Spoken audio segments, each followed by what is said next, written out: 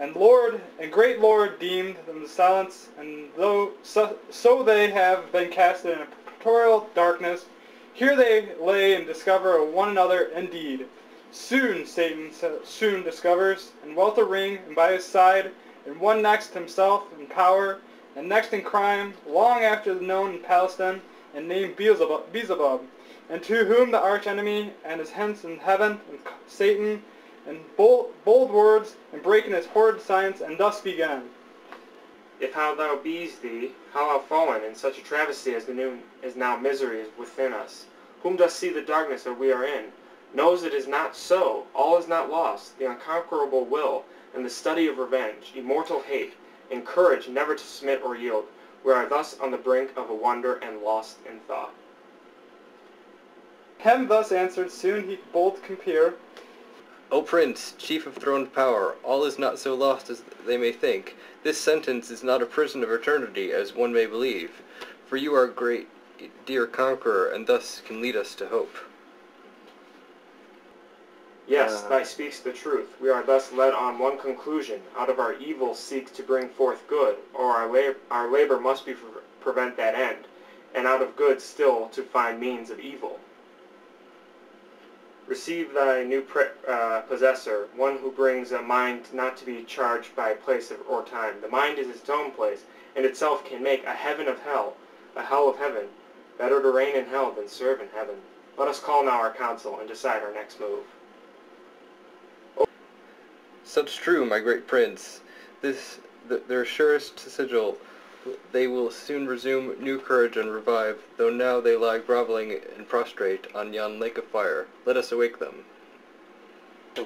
Then were they known to men by various names and various idols throughout the heaven's world, and thus are called by Satan and introduced, and such as Moloch, Balaam, and Mammon, among others, for which each are installed into viewers of mind, and thus.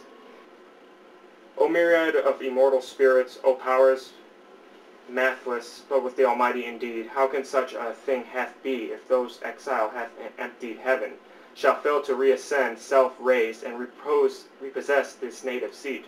Are we to open war, and thus reside as this can be? Come, a council we must press on with. Satan thus calls them, thus, and all gathered, hell is built, and a great council is now presided.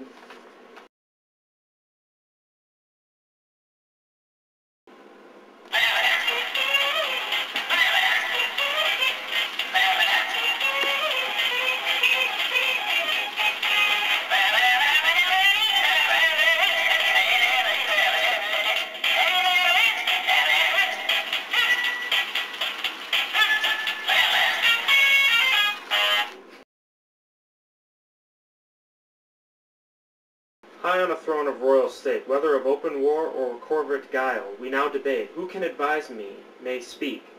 First to speak is Moloch. I say we to war. Let those who must continue set about that task. The rest of us and the best of us will fight.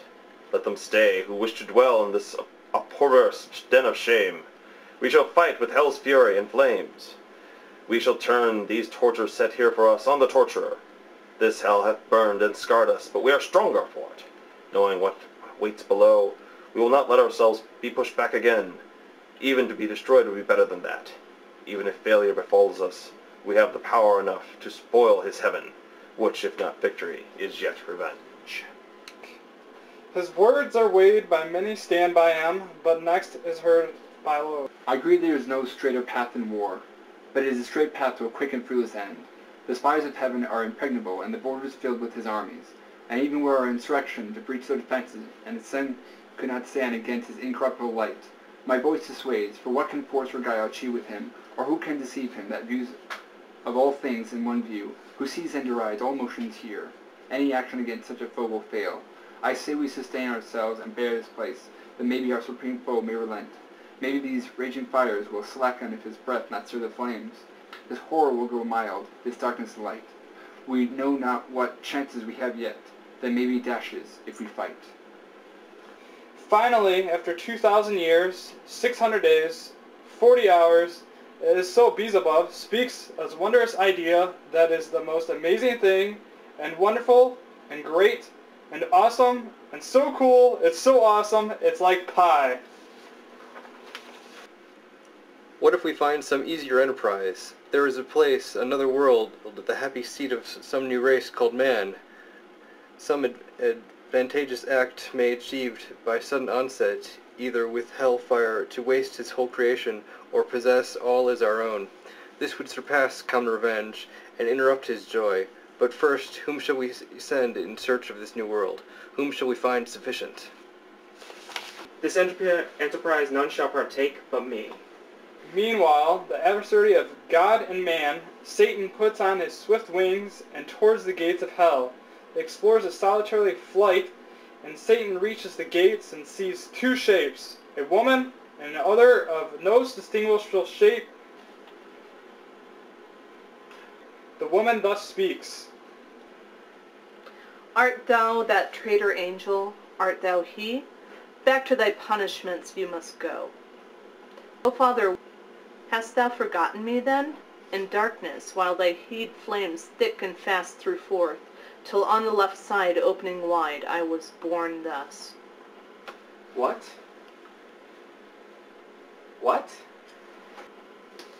Into hell I also succumbed thus, and in which time this powerful key into my hand was given, with charge to keep these gates ever shut. Pensive here until my womb pregnant by thee, and offspring I thus spat out, death. Dear daughter, since thou believe I thee sire, and my fair son here showest me, believe when I preach, I come no enemy, but to set free. To the world of man I am to go and supply our worlds with them. The key of this infernal pit by due. Art thou my father? Thou art my author. Whom should I obey but thee? Whom follow? Frankly, my dear, I don't give a damn.